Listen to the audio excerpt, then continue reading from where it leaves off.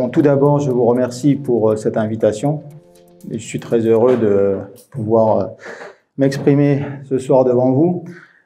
Alors, la première des choses sur lesquelles j'aime bien revenir, c'est sur le fait que la question de l'eau est une question qui a toujours agité l'être humain.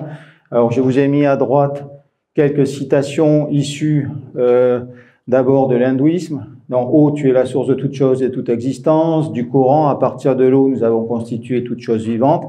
Vous avez bien sûr aussi le symbole du baptême dans la religion chrétienne. L'eau a été aussi quelque chose qui a été fondamental sur toute la partie ingénierie. Vous voyez par exemple Léonard de Vinci qui indiquait déjà que l'eau était la force motrice de la nature. Et puis un proverbe donc qui est un proverbe chinois mais qui a toute sa place aujourd'hui, ce n'est que lorsque le puits s'assèche que l'on découvre la valeur de l'eau.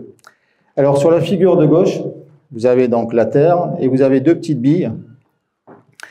Celle-ci, là, c'est toute l'eau disponible sur la Terre aujourd'hui. Et elle n'a pas varié depuis la création de la Terre. Ici, vous avez toute l'eau douce. Et à côté, là, on ne le voit quasiment pas, c'est toute l'eau libre. D'accord? Voilà, c'est-à-dire toute l'eau que vous pouvez voir, sachant que la différence entre les deux, c'est ce qu'on appelle bien sûr l'eau souterraine. Alors, ce qui est très intéressant, d'abord, de bien comprendre, c'est que j'ai fait de l'hydrologie pendant 20 ans, et je pense que pendant 20 ans, je n'ai jamais été quasiment, alors peut-être que c'est mon caractère, hein, mais je n'ai jamais été convié à discuter de l'eau, ou en tout cas, on ne m'a jamais vraiment appelé sur la question de l'eau, jusqu'à l'an dernier, 2022, avec donc ces deux étiages très, très prononcés sur la France, 2022-2023.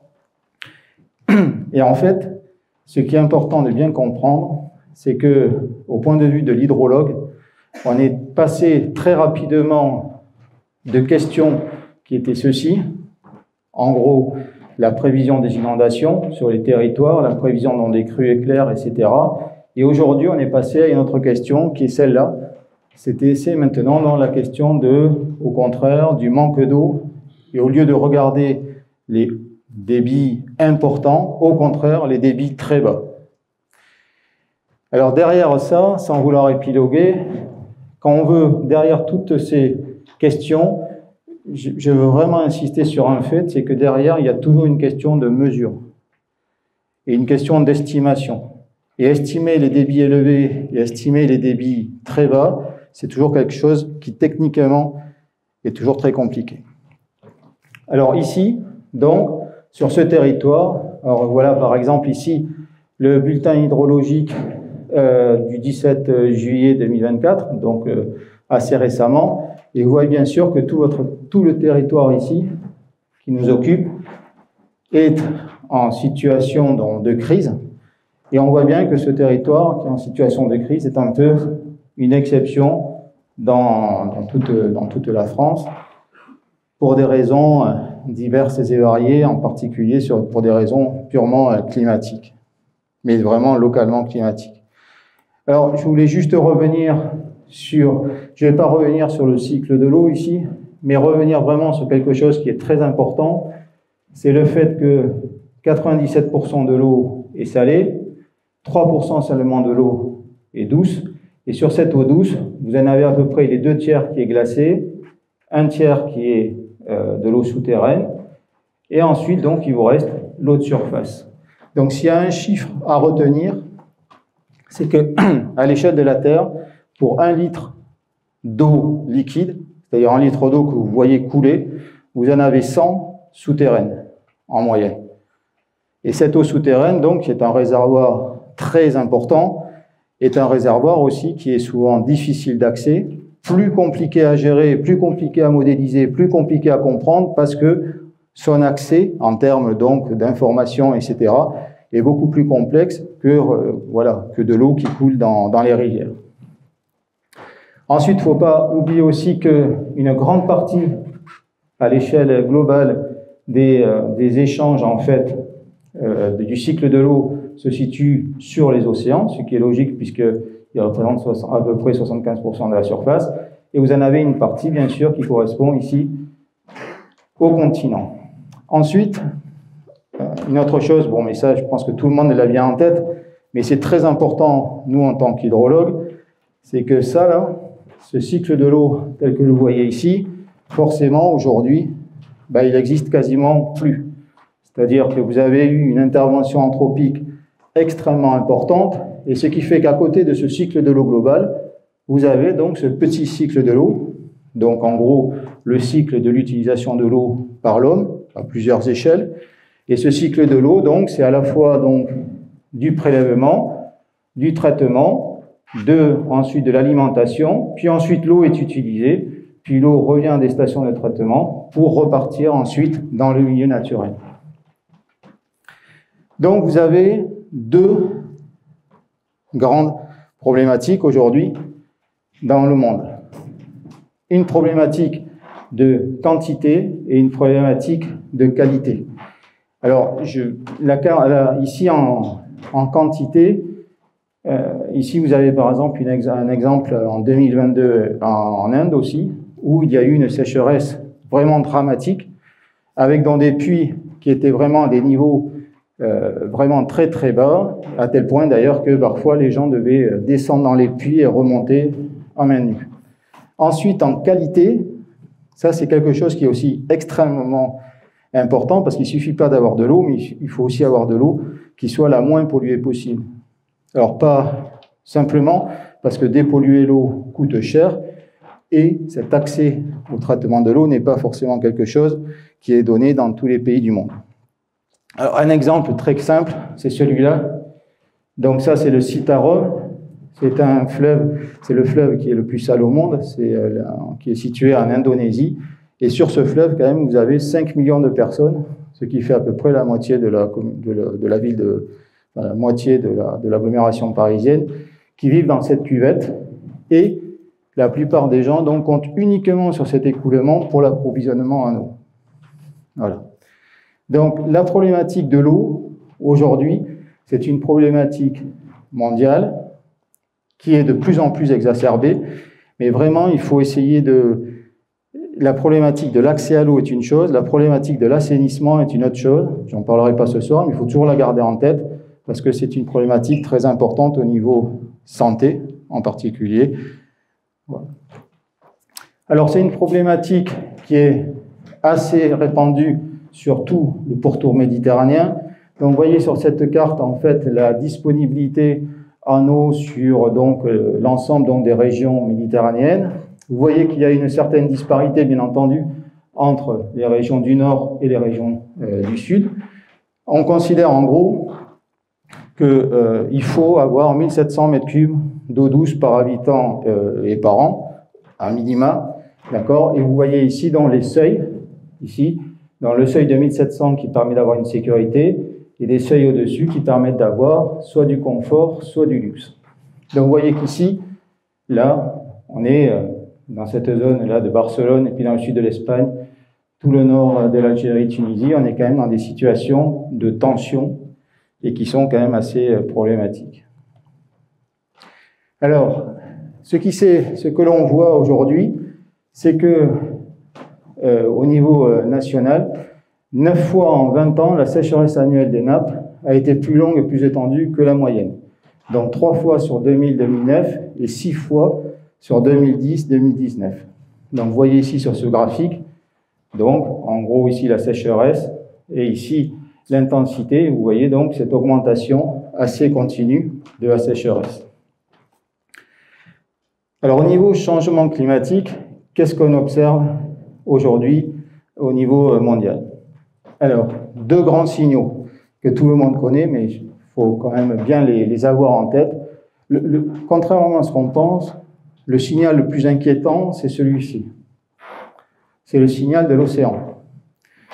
Parce que donc, depuis les années 1950 à peu près, on a cette fois-ci une augmentation continue de la température des océans. Et on a aujourd'hui une anomalie de température de plus 0,76 degrés, qui s'accompagne en plus d'une acidification des océans. Alors, ce réchauffement des océans est une assez mauvaise nouvelle, parce que pour une raison toute bête, c'est simplement que l'eau a une inertie beaucoup plus importante que l'air. C'est-à-dire que si vous réchauffez de l'air, ensuite, très rapidement, il peut descendre en température. L'eau, il va falloir beaucoup plus de temps. Donc, en gros, ce qui a été déclenché ici, même si on arrêtait tout aujourd'hui, mettrait beaucoup plus de temps à redescendre que ce signal-là, que tout le monde connaît, qui est le signal donc, de l'augmentation de l'anomalie de température à la surface des terres et des océans. Donc, vous voyez ici, bon, le signal est assez connu, mais depuis 1980, on a une augmentation très très rapide et continue de cette température. On était à plus 0,86 en 2022. On va voir tout à l'heure qu'est-ce qui nous attend plus tard. Voilà. Alors, ce changement ici de température, vous voyez que ici, il a été beaucoup plus fort dans les dernières années. Donc, vous voyez sur ce schéma ici, donc en gros la variation de température entre 1900 et 1980, où on avait un signal qui était assez faible, et entre 1980 et 2020, on a donc cette augmentation très sensible sur une grande surface du globe. Alors je pense ça vaut toujours le coup de le dire, hein. Il n'y a plus de doute sur le fait que ce changement est exclusivement quasiment lié aux activités anthropiques. Point barre. Voilà. Ça, maintenant, c'est un fait acquis. On peut... vous avez des publications qui sont arrivées à démontrer que vous avez à peu près 90% de ce signal qui est lié donc aux activités anthropiques, au rejet de CO2, au rejet de méthane, etc. Alors, un aspect très intéressant, c'est que ce changement, cette augmentation de température de l'eau, ça s'accompagne en particulier d'une augmentation aussi des températures des eaux de surface. Alors, vous avez ici, par exemple, de 1984 à 2013, on pourrait continuer la courbe, la température moyenne de la Loire, et vous voyez que sur cette période, alors qui est quand même courte, je veux dire c'est 30 ans, donc c'est assez court, on voit bien donc cette tendance à l'élévation de température, ici. Et alors ça, on l'a dans beaucoup de grands réservoirs, que ce soit donc pratiquement tous les fleuves, mais aussi par exemple sur des grands lacs comme le lac du Bourget, où la température moyenne des eaux a augmenté de 1 degré entre 1984 et 2011. Alors au niveau régional, au niveau des températures, voilà ce que l'on a. Donc sur la période ici 59, je crois qu'on arrive en 2022, donc voici les températures moyennes annuelles relevées. Alors j'ai pris les deux grandes villes qui sont situées à côté, donc Perpignan et Carcassonne. En gros, on a à peu près le même signal que le signal global, ce qui n'a rien d'étonnant, c'est-à-dire que jusque à partir des années 80, on voit cette augmentation très sensible des températures sur donc, ces deux grandes agglomérations. Bien entendu, tout ceci a été corrigé des erreurs, incertitudes, etc. Donc voilà. Au niveau régional, ici, lorsque l'on regarde l'évolution sur les départements de la température moyenne annuelle sur les 60 dernières années, donc sur la période 59-2009 à peu près, voilà ce que l'on observe. En gros, des augmentations qui sont extrêmement sensibles, de l'ordre en moyenne de 2 degrés, donc sur les Pyrénées-Orientales, plus 1,8, et sur l'Aude, plus 1,86 degrés. Et on observe aussi que quand on regarde le pourcentage de surface touchée par la sécheresse en Languedoc-Roussillon ou bien en Midi-Pyrénées, on observe vraiment aussi cette tendance à une augmentation avec des valeurs qui étaient de l'ordre de 5% jusque dans les années 80 et qui passent maintenant à 15 ou 20% en moyenne. Alors, ce qui est intéressant aussi, c'est de voir que, au-delà de cette variation de température moyenne annuelle, on peut regarder ce qui se passe saison par saison. Donc ici, vous avez donc pour Carcassonne l'hiver, le printemps, l'été et l'automne. Et ce que l'on voit assez clairement, c'est qu'à l'échelle donc saisonnière, c'est vraiment le printemps et l'été sur lequel on a des tendances les plus importantes. En automne et en hiver, ici, on a des tendances qui sont aussi un peu à la hausse, mais attention, juste pour les dernières années, donc ça demande encore des vérifications. On peut aussi regarder l'évolution du nombre de jours estivaux.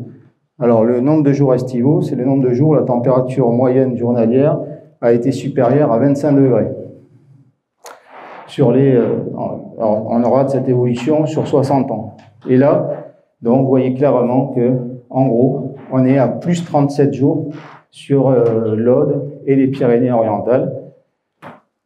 On est à peu près sur les mêmes valeurs, d'ailleurs, sur toute la région.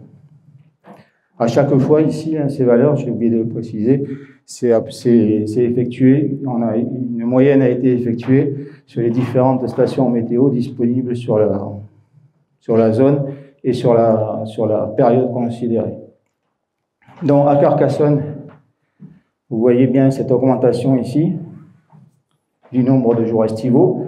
On est parti à peu près de 74 ici pour arriver maintenant à quelque chose de l'ordre de 93 dans les années 2020. On a aussi la même tendance sur le nombre de jours de gel ici. Donc vous voyez que, alors sur le nombre de jours de gel, on a une tendance, mais qui est plutôt ici saisonnière, mais en gros quand même, on voit moins 8 jours en 62 ans ici sur les Pyrénées-Orientales, mais là où on a de gros signaux, c'est plutôt ici sur le Gers et l'Aveyron, avec en particulier, bon l'Aveyron ça vous concerne moins, mais moins 40 jours de gel en 62 ans. Alors, en fait, ce qu'il faut bien comprendre, c'est qu'il y a quelque chose dans les données, les signaux de température sont assez clairs. Tous les signaux de température donnent des évolutions qui sont assez claires vers une augmentation des températures, en particulier, donc, en été, c'est très clair, et une diminution donc, du nombre de gel, diminution aussi du nombre de jours d'apparition de la neige, etc. Au niveau précipitation, c'est beaucoup moins clair. Alors, vous allez me dire pourquoi. Ben, c'est pour une raison extrêmement simple, et ça je pense que tout le monde dans la salle le sait, c'est qu'une température moyenne annuelle, d'une année sur l'autre, elle ne va jamais varier, ou très très peu. Vous aurez une année 23, enfin pas 23, vous aurez une année 18,5 et l'autre année vous aurez 18,7, puis 18,6, etc. D'accord ? Par contre, les précipitations, d'une année à l'autre, vous avez une très forte variabilité interannuelle qui peut aller de l'ordre de 400-500 mm. Donc, résultat des courses, alors vous le voyez ici, résultat des courses, c'est beaucoup plus compliqué de voir vraiment une tendance. Je ne sais pas si je suis assez clair là-dessus, mais quand vous avez quelque chose qui varie peu, ben vous voyez très vite la tendance. Okay ? Quand vous avez un signal très bruité, ben pour y déceler une tendance statistiquement correcte, c'est beaucoup plus compliqué, tout simplement. C'est juste cette question-là. Donc, c'est la conclusion qui est ici, c'est que cette variation annuelle, qui est nettement supérieure à la variation tendancielle sur la période d'étude, perturbe vraiment la perception d'une tendance éventuelle. Mais globalement, ce que l'on a, au nord de la France, on a plutôt une augmentation, et dans le sud de la France, plutôt une diminution.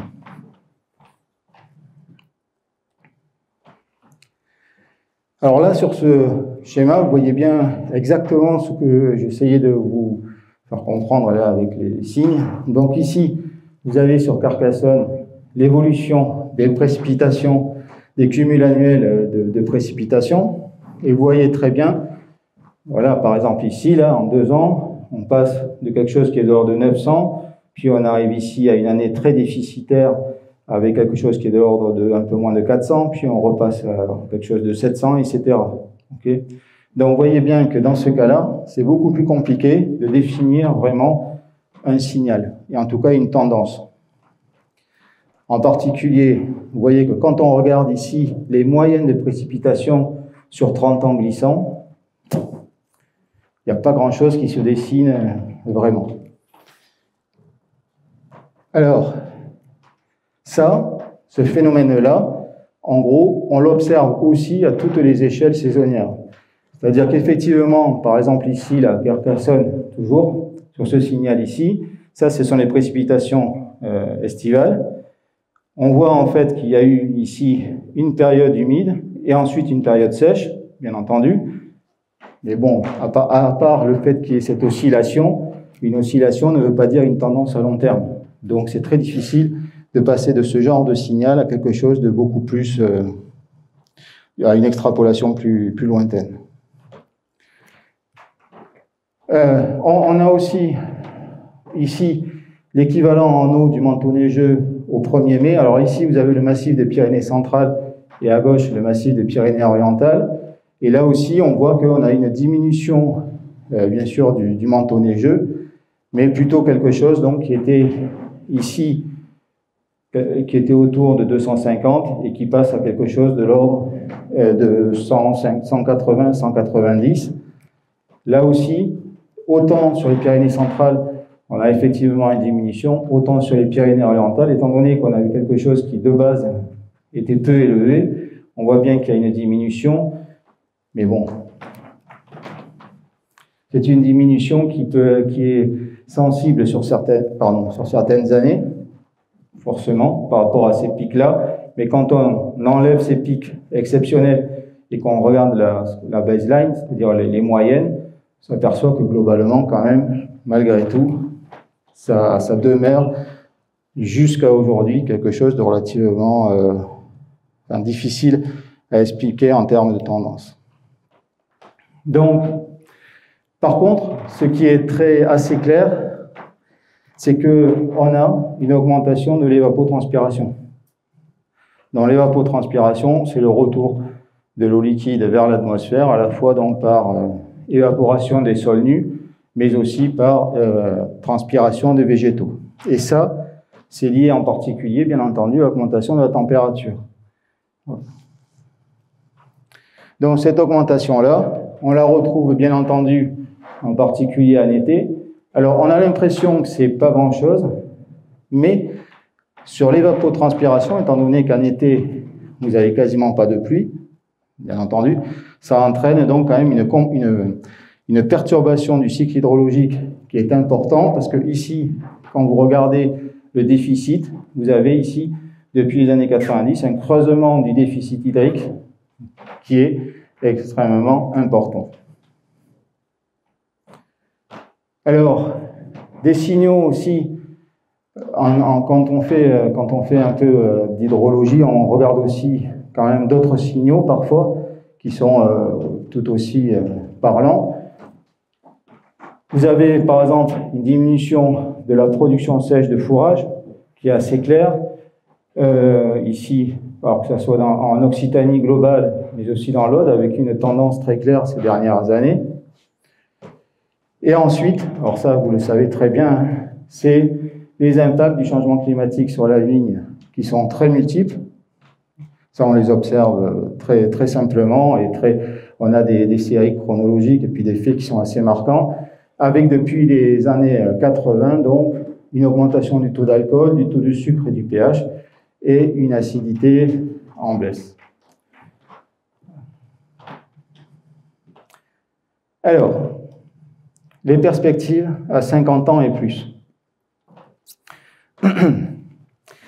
Alors, avant de parler des perspectives, il faut quand même que vous ayez une idée de comment marchent ces prévisions climatiques.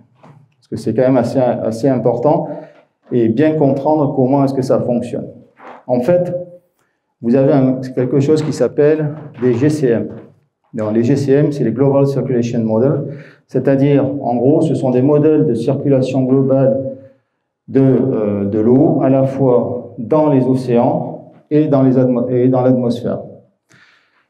Vous avez ici, dans l'océan, vous avez bien sûr une discrétisation afin de prendre en compte la salinité, enfin le gradient de salinité, le gradient de température. Idem, bien sûr, dans l'atmosphère. Et ensuite, vous avez sur les continents, comme montré ici, on va dire un cycle de l'eau assez primaire sur chacune des cases continentales. Et ensuite, tout ça, on essaye de le faire fonctionner. Et vous voyez qu'on le fait fonctionner avec des mailles qui sont en général très grandes. En moyenne, c'est 150 à peu près kilomètres sur 150 kilomètres. Une fois qu'on a fait ça, ensuite, on essaye de faire, on couple ça à ce qu'on appelle des modèles régionaux de circulation, c'est-à-dire que chaque pays, ensuite, une fois qu'il a ces modèles, va raffiner sur sa zone les flux, l'hydrologie, etc. Ouais. À chaque fois, forcément, que vous avez ces cascades, chaque cascade entraîne des incertitudes, chaque cascade entraîne des erreurs, et chaque erreur, ensuite, fait que il est très dangereux de vouloir vraiment regarder et espérer qu'aujourd'hui, on soit capable de savoir ce qui va se passer à Talleyrand en 2100. Aucune chance. No way. Okay. On va pouvoir estimer ce qui va se passer sur la région, en gros, okay, avec une certaine incertitude, mais à l'heure actuelle, en tout cas, les modèles ne permettent pas d'aller à des échelles, je vais dire, beaucoup plus fines que 30 km sur 30 km. Sachant que la plupart de ces modèles, en plus, sont totalement ignorants de tout ce qui est hydrogéologie. Donc tout ce qui est eau souterraine, c'est vraiment une boîte noire énorme pour ces modèles, alors que, vous vous souvenez ce que je vous ai dit, 1 litre d'eau de surface, 100 litres d'eau souterraine. Et la plupart de ces modèles, pour le moment, ne prennent pas vraiment en compte, si vous voulez, l'impact anthropique dans le sens prélèvement. Voilà. Donc je vous ai donné un peu toutes les limites. Bon, ça c'est le défaut des scientifiques, c'est que dès qu'ils disent quelque chose, il faut de suite après qu'ils disent les limites. Voilà. Bon. Alors, ce graphique, c'est le graphique qui est très connu parce que c'est, en gros, ici, ce graphique, ça vous donne ici l'évolution du forçage radiatif en fonction de différents scénarios d'émission. Donc celui-là, on va oublier, et donc c'est celui où on a une réduction drastique, machin, tout ça, bon, c'est mort. Ensuite, ceux qui sont pour le moment admissibles, c'est ces deux-là, c'est-à-dire où on aurait quelque chose qui permettrait une stabilisation du réchauffement et du forçage radiatif aux alentours de 2100. Et cette courbe-là, on va dire que c'est une courbe catastrophe, où on aurait ce qu'on appelle pire que le business as usual, c'est-à-dire une augmentation très très rapide des émissions de gaz à effet de serre, etc., due en particulier, bien sûr, à l'activité anthropique. Alors, quand on regarde les perspectives, donc ici, alors ça c'est pour le scénario A1B, c'est-à-dire c'est celui qui est ici. Ouais. Pour ce scénario, ici, sur ce schéma, voici à peu près les évolutions de précipitations en millimètres par jour, simulées pour 2050 à peu près, enfin même 2080, 2100. Alors c'est là où il faut bien comprendre une chose, bien entendu, c'est que les effets du changement climatique vont être extrêmement divers suivant les régions. Vous avez des régions où il va y avoir un manque d'eau, et vous avez des régions où il va y avoir trop d'eau. En tout cas, une augmentation significative et ce qu'on appelle une intensification du cycle hydrologique, en particulier ici, dans toutes les régions ici purement équatoriales. Et en ce qui concerne l'Europe, ici, vous avez pour le moment une prévision sur une baisse des précipitations annuelles, en particulier sur la moitié sud, et par contre lorsque on va ici vers le nord, pour le moment, on hésite entre une stagnation et une augmentation des précipitations. En fait, la France, dans tous ces modèles, a la mauvaise idée de se placer au milieu des incertitudes. C'est-à-dire que, en gros, le milieu de l'incertitude, c'est Bordeaux. Voilà, Bordeaux-Nantes, c'est l'endroit où on ne sait pas trop ce qui va se passer. On est sûr qu'en gros, nos amis belges vont avoir plus d'eau, on est sûr que nos amis espagnols vont en avoir moins, et nous, on est dans cette zone d'incertitude. Attention, parce que, je le redis aussi, c'est important, tout ça, ce sont des moyennes annuelles.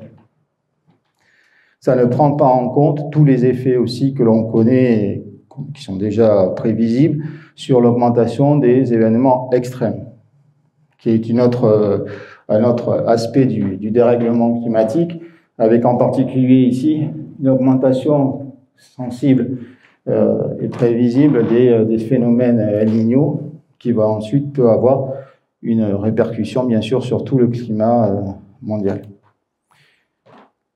Donc voilà, ici vous avez la même chose mais centrée sur l'hiver, donc décembre, janvier, février, et ici sur l'été, juin, juillet, août, avec ces mêmes prévisions. Et donc là aussi, vous voyez en gros qu'en hiver, on va avoir quelque chose qui est à peu près une petite augmentation, mais quand on regarde finement, on est quasiment ici à zéro. Par contre, ce qui est sûr, c'est que ici, en été, on va avoir une baisse significative de la quantité d'eau disponible. Voilà. Alors là, je vous montre aussi ce qui peut se passer quand l'on va depuis un monde à plus 1,5 degré, plus 2 et plus 4.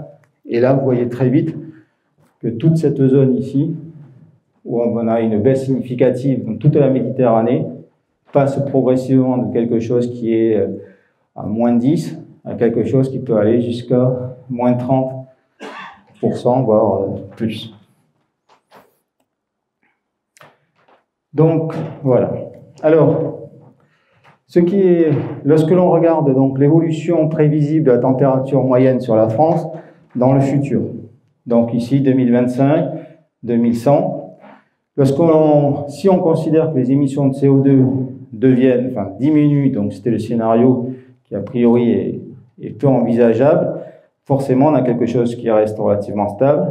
Intermédiaire, vous voyez que en gros on a une augmentation de plus 1 degré, et si c'est élevé, dans ce cas, on a une augmentation prévisible qui est facilement de l'ordre de 4 degrés. Par contre,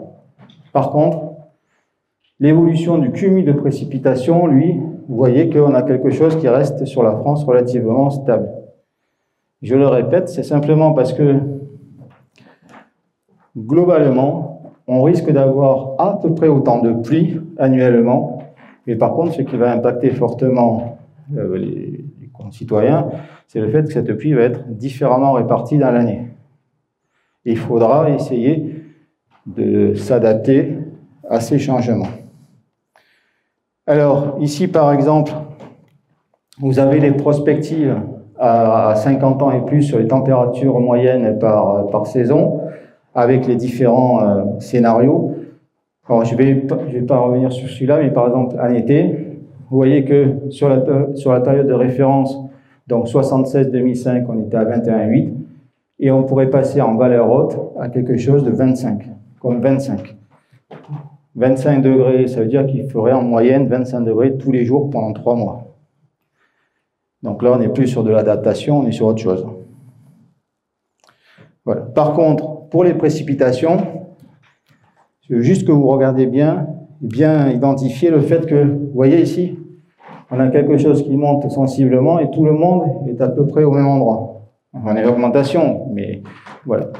Par contre, ici, hop, on a quelque chose où déjà, suivant les scénarios, on a des différences assez sensibles, mais en gros, en été, on aurait sur la France quelque chose qui resterait stable dans les valeurs hautes et quelque chose qui pourrait diminuer dans les valeurs basses. Alors, au niveau des ressources en eau, alors je vais être très rapide. En gros, vous avez 3 types d'aquifères. Alors, les hydrogéocyaniques, n'en voulez pas si vous êtes jusqu'à... Enfin, voilà. Les aquifères sédimentaires, les aquifères fissurés, les aquifères karstiques. Vous, sur le territoire, je pense que vous avez à peu près les 3.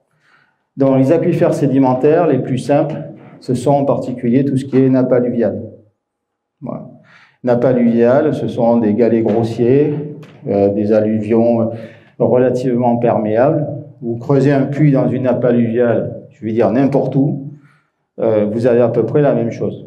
Vous avez un niveau piézométrique relativement constant. Donc ça, ce sont des aquifères que l'on aime bien en tant qu'hydrogéologue, parce que vous avez une quantité d'eau disponible qui est intéressante. Par contre, ils sont très vulnérables, puisque vous avez ici des pollutions qui peuvent entrer très vite dans les aquifères alluviaux, en particulier les nappes d'accompagnement des fleuves. Ensuite, vous avez les aquifères fissurés, dans lesquels ce qui se passe, c'est que là, vous commencez à avoir ce qu'on appelle une certaine hétérogénéité. C'est-à-dire que la manière dont l'eau va circuler va être très différente d'un endroit à l'autre. Et donc, en gros, ce sont des aquifères pour lesquels, déjà, l'exploitation est plus compliquée, plus complexe, pour identifier les zones préférentielles d'écoulement. Et enfin, vous avez les aquifères karstiques. Donc, les aquifères karstiques, donc, ce sont des aquifères carbonatés sur lesquels vous avez une dissolution. Cette dissolution étant relativement complexe au sein du système, vous allez avoir des zones dans lesquelles vous avez des conduits, dans lesquels l'eau va circuler, dans lesquels vous pouvez espérer, grâce à un forage, prélever de l'eau. Mais ces conduits étant en règle générale, on va dire de l'ordre, au pire, de l'ordre de grandeur de la dimension de la pièce, vous voyez bien que ces conduits étant très bas, situés très loin, très profondément dans le sol, en haut, les forages, un forage aura peu de chances d'être productif. Enfin, il faudra faire beaucoup d'essais. Soit vous avez la chance de tomber sur le conduit, soit si vous tombez à 3 mètres à côté, vous n'aurez rien. Voilà. Donc la seule façon ici pour ces aquifères karstiques, soit vous avez une sortie, une vasque de sortie, ou bien une source. Dans ce cas-là, vous pouvez pomper directement à la source, après une étude hydrogéologique de la quantité d'eau disponible, etc. Soit vous avez la chance ici d'avoir une sortie qui est pénétrable spéléologiquement. Vous pouvez regarder un peu où va le conduit et essayer de faire un forage à un endroit précis. Donc ça, bon, l'exemple qu'on donne toujours en cours, c'est Montpellier, où vous avez la source du Lez, avec donc cette usine de production d'eau qui est située à peu près 150 ou 200 mètres à l'intérieur du conduit. Enfin, les pompes sont situées à 150-200 mètres à l'intérieur du conduit. Donc ici, sur votre secteur, vous avez à la fois, vous avez beaucoup de systèmes karstiques différents, et une grande partie de l'eau potable et de l'eau disponible est issue de ces aquifères. Donc vous le voyez ici. Donc tout ce qui est... Donc vous avez ici une carte géole. Alors moi je ne vais pas trop m'apesantir parce que je suis pas... Moi je suis un hydrogéologue. Voilà. Donc je suis plutôt quelqu'un qui va faire des modélisations hydrodynamiques. La géologie, je la comprends, mais bon, c'est pas ma tasse de thé. Et puis ensuite, ici, vous avez donc l'évolution, la quantité d'eau disponible annuellement. Et donc, vous voyez en particulier que sur certaines zones, vous avez des quantités d'eau qui sont extrêmement faibles. Donc, voilà à quoi ressemble un aquifère karstique. De toute façon, je pense que tout le monde sait ce que c'est. Oui, non? Oui, parfait. Alors, du coup, dans un aquifère karstique classique, vous avez quelque chose qui est assez remarquable. Vous le voyez ici, par exemple, sur cette photo aérienne. Là, vous êtes sur une couverture imperméable, dont l'eau ruisselle. Elle arrive au niveau des calcaires, il n'y a plus rien.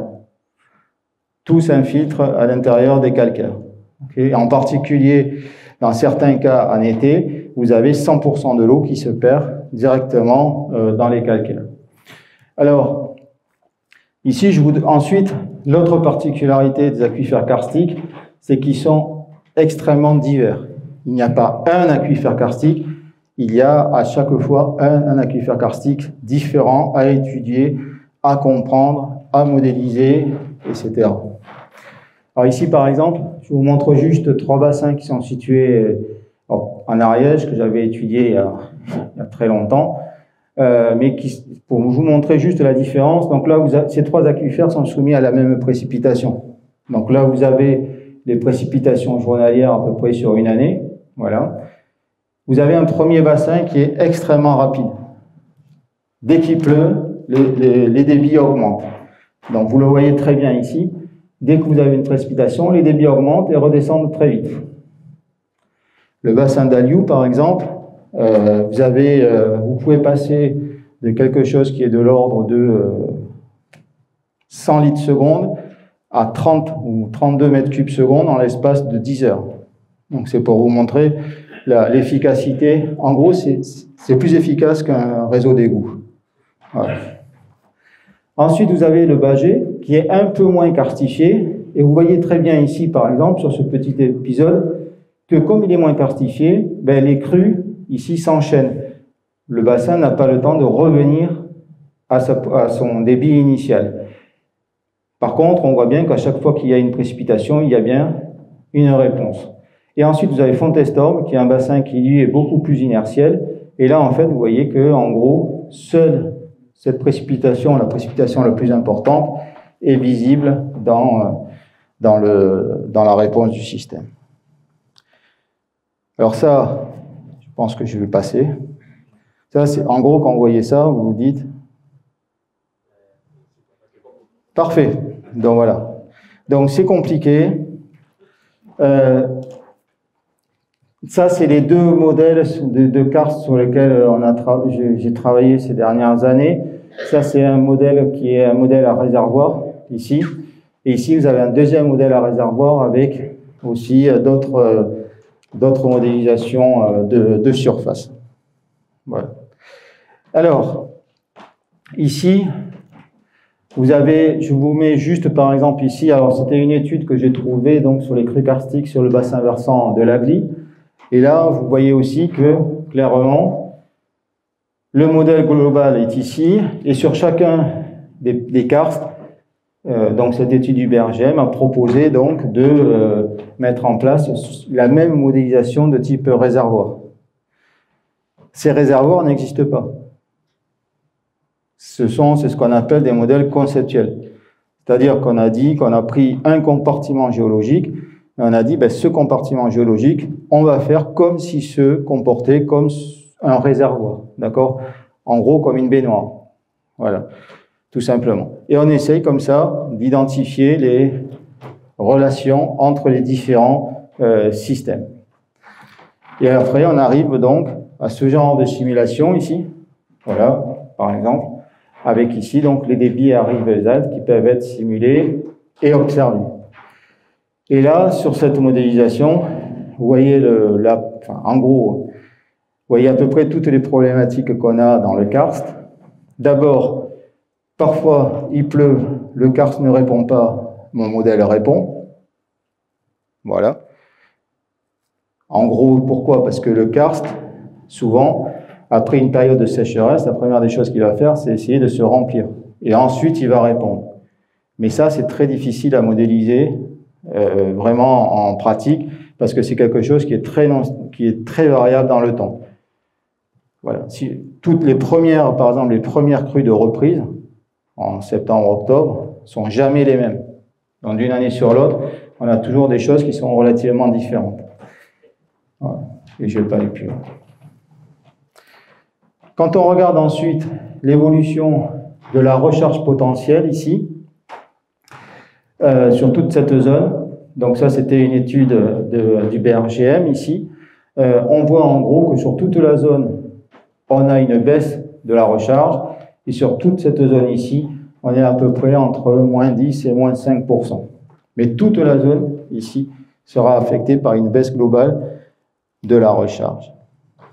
Alors, je voulais juste vous, parce qu'on en a pas mal entendu parler ces derniers temps, avec, alors je ne sais pas ce qui va devenir, le plan haut, là, mais bon, voilà. Dans le plan haut, tout le monde a entendu parler de ce plan. Bon, en gros, 2022, les étiages, sécheresse partout, ça y est, on se réveille, il va falloir traiter le problème de l'eau. Donc, et à ce moment-là, ce qui s'est passé, c'est qu'il y a eu des assises et les gens se sont dit, il faut régler quelques problèmes principaux. Un des problèmes, c'est les fuites dans les réseaux.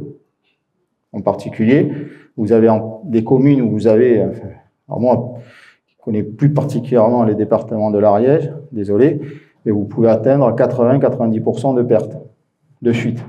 Après, vu où c'est situé, même si on a 90% de fuite, ce n'est pas un problème. C'est ce que je dis toujours. Ce qu'il faut, c'est que là où on utilise de l'eau qui est rare, par exemple à Bordeaux, lorsque vous pompez de l'eau qui est à 200-250 mètres, là, il faut que vous ayez un rendement du réseau qui soit le plus haut possible. Parce que là, c'est de l'eau qui a coûté cher, de l'eau assez non renouvelable. Quand vous êtes dans les Pyrénées, quand vous avez un petit aquifère, on va dire sur un petit aquifère de surface qui alimente en gros 20 personnes, même si vous avez 90% de fuite, c'est pas très grave. D'accord? Voilà, ce qu'il faut, c'est que dans des grandes villes comme Toulouse, Paris, vous atteignez effectivement 95-98%. Et quand on regarde dans les faits, dans les grandes villes, on n'est quand même pas si mauvais que ça. Donc la marge de progression est quand même pas si élevée que ce qu'on pense. Un autre aspect intéressant, c'est la réhute. Je ne sais pas si vous en avez entendu parler. C'est la réutilisation des eaux usées. Donc ça, c'est quelque chose qui est assez utile, qui est une piste de réflexion intéressante. Vous avez ici un rapport du BRGM qui est très complet là-dessus. En gros, l'idée, c'est de se dire que je vous rappelle le petit cycle de l'eau, station de pompage, station de traitement, j'utilise l'eau, et avant de la rejeter dans le milieu naturel, elle passe dans ce qu'on appelle une station d'épuration. Et ensuite, elle peut être rejetée dans le milieu naturel, soit dans les cours d'eau, soit par infiltration dans des lagunes, etc.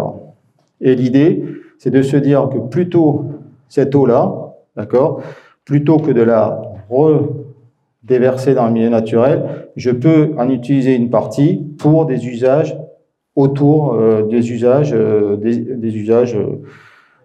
divers et variés. Alors ça peut être de l'agriculture, arrosage d'espaces verts pour les municipalités, enfin plein d'endroits où de base on utilise de l'eau potable, alors qu'on pourrait utiliser justement cette eau qui est pas potable, mais qui a un certain niveau de qualité. Donc moi, la seule chose sur laquelle j'attire l'attention, il y a deux choses. Ça c'est blabla, faut pas le lire, c'est trop long. Mais il y a deux choses. Il y a une première chose, c'est qu'il faut pas créer de nouveaux besoins. C'est-à-dire, en gros, si on utilise de la réhute, c'est pas pour utiliser plus d'eau. La réhute va forcément avec des actions de sobriété, de réflexion sur le partage de l'eau, etc. Deuxièmement, il ne faut pas oublier quand même que dans la plupart des rivières de France, ce sont les stations d'épuration qui assurent le débit d'étiage. Pratiquement que les stations d'épuration. Donc, si vous coupez ça, vous avez en France une législation qui impose dans des débits d'objectifs d'étiage. Si vous coupez ça, dans beaucoup d'endroits, toute la biodiversité, en été, c'est fini. Donc, le seul endroit, et c'est pour ça que ça peut intéresser votre territoire, où c'est quelque chose qui mérite réflexion, c'est quand les stations d'épuration vont directement dans la mer, ou très près du littoral. Là, effectivement, je pense que là, il y a une réflexion qui peut s'engager. Et alors, je voulais finir là-dessus, c'est le fait que on peut, bon, bien sûr, il y a ces problématiques qui sont assez prégnantes de dérèglement climatique, de diminution de la recharge, de fonctionnement des aquifères, de compréhension des aquifères, de compréhension aussi de comment vont fonctionner d'autres aquifères qu'on avait jusque-là mis de côté parce que difficiles à comprendre. Mais autour de ça, quand même, il y a toujours des enjeux de gouvernance. D'accord? Parce que nous, on peut expliquer le mieux possible. Derrière, de toute façon, il va y avoir une question de politique, il va y avoir une question de territoire, il va y avoir une question de gouvernance de l'eau à différentes échelles. Et donc, en gros, l'idée, c'est surtout donc de réduire, de trouver la bonne solution au conflit d'usage, de bien gérer l'eau et de bien en évaluer les évolutions. Alors ça, c'est quelque chose de très important, c'est que pendant très longtemps, on a mal mesuré l'eau. On a mal mesuré les niveaux piézométriques, on n'a pas assez mesuré les niveaux piézométriques, on ne sait pas encore bien mesurer correctement les débits d'étiage. On a quand même une question de métrologie qui est assez importante sur ces questions-là. Et en particulier aussi de maillage spatial. En gros, vous avez une station tous les 10-15 km. Est-ce que c'est suffisant? Dans certains territoires, non. Clairement, non. Pour avoir une idée de ce qui se passe, non. Ensuite, bien sûr, de moins et mieux consommer. Et puis ensuite, donc, de gérer de manière réellement collective la ressource sur le long terme. Et donc, l'idée, donc, c'est de bien répondre. Alors, c'est pas moi qui le dis, hein. C'est un rapport de l'Assemblée nationale qui est disponible aussi, mais qui est, je vous le conseille parce qu'il est très, très intéressant. Qui consomme quoi? D'abord, ça c'est très important de savoir. Alors, c'est pas pour fliquer, c'est pas le but, mais le but c'est juste d'avoir une bonne connaissance des prélèvements, parce que tant qu'on n'a pas cette bonne connaissance des prélèvements, en fait, on ne sait pas ce qui se passe sur le territoire. Donc, c'est de savoir qui consomme quoi, qui sait quoi, donc ça c'est pour nous, et puis qui fait quoi, ça c'est pour le millefeuille administratif, parfois que l'on a sur la question de l'eau, avec donc des compétences qui sont un peu éclatées, et où au final, parfois, même on peut parfois se perdre dans qui a les compétences sur quelle particularité de la gouvernance de l'eau. Voilà, je vous remercie.